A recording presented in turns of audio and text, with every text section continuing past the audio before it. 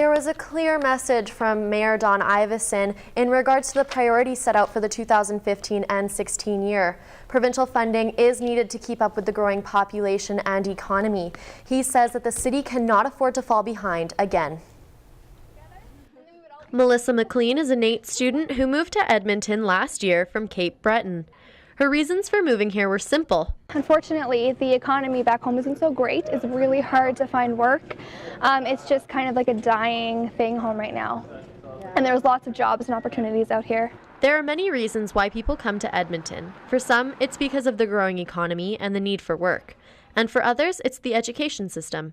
However, the city faces several challenges, including finding homes for students while dealing with the growing population, which threatens to expose the limited resources and space. It's close to 86% of Albertans live in urban areas now. As a short-term plan, Mayor Don Iveson and NAIT are focusing on the Student Housing Coalition, which will benefit students who come to Edmonton looking for more affordable housing and jobs. Student housing is an absolute priority, and to be able to work with Mayor Iveson and other post-secondaries in the city to be able to realize some of those priorities is obviously a positive move. The city is experiencing major population and economic growth, which will affect the budget for this year. More than half of the Alberta population lives in Edmonton and Calgary, and newcomers are greatly attracted to the city because of the low unemployment rates and the great education system. The City Building Summit gathered leaders from health, education, economic, and community sectors to discuss what is needed to keep up with the growing population of the 18 to 35-year-old demographic.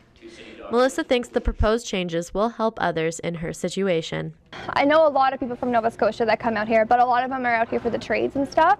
I think it would be pretty cool for them to have housing at NAIT for while they're in school, to be a pipe fitter or whatever. I mean, that would probably benefit them a lot. The priorities gathered at the meeting will be submitted to Premier Jim Prentice and will be taken into consideration for the final budget.